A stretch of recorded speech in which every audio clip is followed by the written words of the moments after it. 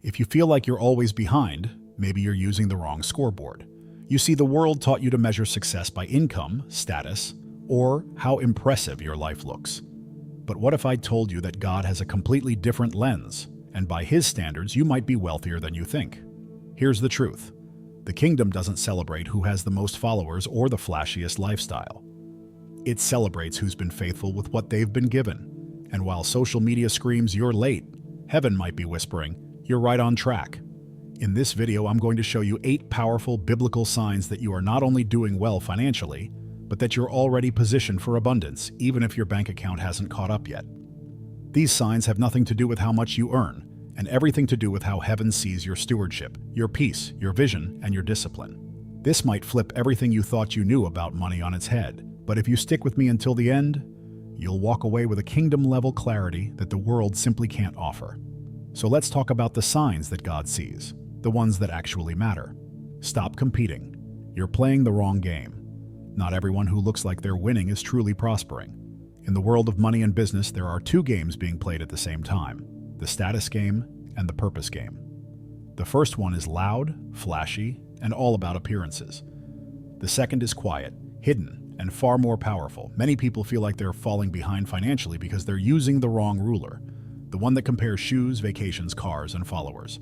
But God never called you to win a race against others. He called you to multiply what He gave you. The Apostle Paul said it clearly in Galatians 6:4. Each one should test their own actions. Then they can take pride in themselves alone without comparing themselves to someone else. That's the exact opposite of the culture of comparison. The kingdom economy is not based on public approval, it's based on private faithfulness. God isn't checking if you've surpassed your neighbor. He's looking to see if you've stewarded well what He's entrusted to you: ideas, opportunities, influence, or even your time. When you play the status game, someone always has to lose for you to feel like a winner. It breeds a scarcity mindset. But when you play the purpose game, everyone can win. Because success is no longer measured by applause, but by peace, integrity, and the fruit of the Spirit. Wall Street might laugh at that. Heaven calls it wisdom. And here's the irony. Some of the most low-key business people I've met were also the wealthiest. Why? Because they weren't spending to impress. They were building quietly. They weren't buying liabilities. They were stacking real assets: land, wisdom, time with God, businesses with eternal impact. While others were posting luxury, they were closing legacy deals. While others were drowning in debt, they were planting deep financial roots. If you truly want to make money and prosper, stop chasing what God never asked you to chase. Don't ask, how can I look successful? Ask, what was I called to do with what I've been given? That question shifts everything. Because while status demands constant performance, purpose requires quiet faithfulness. But if the status game is draining you, how do you know you're on the right path? The next sign might just prove you're wealthier than you think, even if no one else can see it. Wealth is invisible. Why? You can't measure it by looks. In a culture obsessed with image, wealth has become a costume, and like any costume, it can be rented, staged, and faked. Many people wearing luxury are one paycheck away from collapse. That's because true financial strength is almost never visible. It's what you don't see that matters most. The Bible says in Proverbs 13:7, one person pretends to be rich, yet has nothing. Another pretends to be poor, yet has great wealth. That verse alone should make you rethink who you're trying to impress. Wealth is not about what's in your driveway. It's about what's working for you when you're asleep. It's not the branded bag you bought last month. It's the dividend-paying stock you've held for 5 years. It's not the vacation you financed. It's the business you started that now funds your life. If money isn't multiplying somewhere in your life, it's being consumed. And the enemy of biblical stewardship is not poverty, it's distraction. The wisest man who ever lived, Solomon, didn't ask God for riches, he asked for wisdom. Yet because of that, wealth came anyway. 2 Chronicles 1:11-12. Why? Because wealth follows wisdom, not the other way around. When you learn to value what God values, you start to build a life that doesn't need validation. It carries evidence. The fruit may not be flashy, but it lasts. A person with quiet confidence in their financial decisions is usually building something bigger than status. They're buying income-producing assets like rental property, ETFs, or scalable digital products. They're investing in their growth, not their image. And more importantly, they're making money serve purpose, not ego. That's kingdom living. If you want to know if you're doing well, don't look at the surface. Look at the roots. Are you becoming more self-sustaining? Are you increasing your capacity to give? Can your life withstand financial storms? If so, you're already ahead of 90% of people chasing visibility over value. Real wealth is invisible because it's not built for applause. It's built for impact. And that leads us to a sign even deeper than what you own, because the next signal isn't about your bank account. It's about your inner condition. And you might be surprised how spiritual peace is one of the most overlooked indicators of real financial success. Your inner peace is a financial indicator. Yes, really. Financial peace isn't found in a number. It's found in alignment. You can have 6 figures in your account and still live with anxiety, or earn modestly and sleep like a child. That's because peace isn't the result of what you have, it's the fruit of how you're walking. In Colossians 3:15, Paul writes, "Let the peace of Christ rule in your hearts." In the original Greek, that word rule means to act as an umpire. In other words, peace is how you know whether you're winning or losing. Even in business, there's a kind of anxiety that money can't cure. Many chase success only to feel emptier as their income rises. That's a clear sign they're building out of alignment with their calling. But those who invite God into their business decisions, pray over investments, and walk in integrity, they often experience a peace that surpasses understanding. Philippians 4:7. Even when their numbers aren't yet where they want them to be. One of the most successful clients I ever mentored had a simple but powerful system. Every financial decision had to pass the peace test. If it looked profitable but stirred confusion, he walked away. If it seemed risky but brought a sense of clarity and purpose, he explored it. That discernment protected him from costly mistakes that others walked right into just because the numbers looked good. Peace is also deeply connected to how you handle your time and commitments. Are you over-leveraged? Not just in credit, but in your calendar?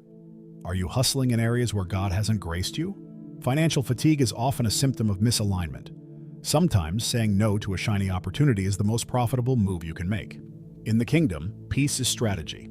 It's not laziness. It's not passive. It's what anchors you when others are panicking. When the markets shake or the bills pile up, your peace becomes your most powerful testimony. It's the proof that your foundation is built on rock, not sand, Matthew 7:24-27. But peace is just the beginning. Because now that you know where your heart stands, it's time to evaluate something even more practical: your habits. In fact, the next sign is so simple, most people overlook it completely. Yet it might be the clearest indicator that you're already financially ahead. If you can manage this, you're already winning. Most people think financial success is about earning more money. But in the kingdom, the real question is, can you manage what you already have? Luke 16:10 says, "Whoever can be trusted with very little can also be trusted with much." That means mastery over the little is not optional, it's the test. And those who pass that test unlock the right to handle more. The truth is, discipline with $1,000 says more about you than earning $10,000, because how you manage your current money reveals your readiness for financial expansion. If you consistently track your spending, avoid impulsive debt, and make intentional investments, even small ones, you're already winning. You're operating like a steward, not just a consumer. Take inventory. Are you aware of your monthly cash flow? Do you know how much your lifestyle actually costs? Can you say no when necessary to protect long-term goals? These questions are more valuable than chasing the next raise or crypto trend, because money that is unmanaged will always leak, no matter how much comes in. One client I coached was making $40K a year and saving $8K of it. Another was making 6 figures but had 0 left at the end of the month. Who's richer? On paper, one might seem ahead. But in terms of stewardship, discipline, and margin, the first client was already building wealth. The second was just burning cash for optics. Managing money well doesn't mean you live in fear, it means you live in strategy. Budgeting is not bondage. It's telling your money where to go instead of wondering where it went. It's using wisdom to multiply what God gave you. The man in Matthew 25 who buried his talent didn't lose money. He lost his calling because he didn't move in responsibility. But if managing money is already a sign you're ahead, wait until you see the next sign. Because when you put these 3 biblical habits into practice, you'll start to realize that what you've been calling not enough might actually be the seed of your abundance. These 3 habits show you're on the right track. There are 3 habits that silently separate those who are headed toward lasting wealth from those who stay stuck in cycles of lack. They're not flashy, but they're biblical, powerful, and totally within reach. The first habit is knowing your financial reality. Proverbs 27:23 says, "Be sure you know the condition of your flocks. Give careful attention to your herds." In modern terms, know your accounts, track your income, understand your spending. God can't bless chaos. He blesses clarity. The second habit is building an emergency reserve. In Genesis 41, Joseph saved during 7 years of abundance to prepare for 7 years of famine. That wasn't fear, it was wisdom. If you've got even 1 month of living expenses tucked away, you're already ahead of most. Statistically, nearly 60% of Americans can't cover a $1,000 emergency. Your savings are not a sign of fear, they're a sign of foresight and faith in action. The third habit is keeping debt under control. Romans 13:8 teaches us, "Owe no one anything except to love each other." While not all debt is evil, unmanaged debt is a thief.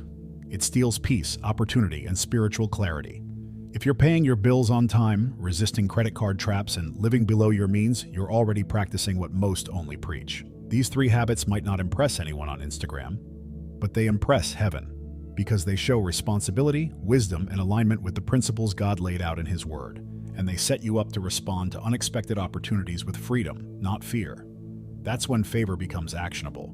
You don't need a 6-figure salary to apply these. You just need intentionality. Track your spending with a free tool or app. Save 10% before spending the rest. Make a plan to eliminate high-interest debt step by step. These aren't theory, they're movements of faith that invite provision to grow. But even with these solid habits, there's something that can quietly undo everything: comparison. And that's exactly what we're going to dismantle next, because it might be the silent force holding back your breakthrough. Comparison is robbing your harvest. Comparison is a thief, not just of joy, but of strategy, peace, and progress. The more you stare at someone else's success, the more blind you become to your own assignment. Galatians 6:4-5 makes it clear. Each one should test their own actions, for each one should carry their own load. In other words, your measure is not your neighbor, it's your obedience. And the more you compare, the more you delay what God uniquely designed you to build. Social media has turned lifestyle into a scoreboard, but what you're seeing is the highlight reel, not the balance sheet. That luxury vacation could be financed on debt. That booming business might be on the edge of collapse. When you compare without context, you'll end up envying someone's illusion, not their reality. And that envy leads to distraction, which leads to waste. You were never called to someone else's harvest. You were called to cultivate your field. Every minute you spend measuring their success is a minute you're not watering your own seeds. Think of David. While his brothers were lining up for status in front of Samuel, David was tending sheep. But guess who God chose to anoint? The one hidden in obedience, not the one flexing in visibility. If comparison has been eating away at your contentment, here's something to try. Write down 3 things God has already done in your financial journey. They don't need to be big, just real. A debt paid off, a month of bills covered without stress, a skill you developed. When you start counting the fruit in your own garden, your mindset begins to shift from scarcity to stewardship. Comparison creates pressure to perform, but purpose creates room to grow. God is not grading you on a curve. He's not blessing based on who's ahead of you. He's watching how you handle what's in you.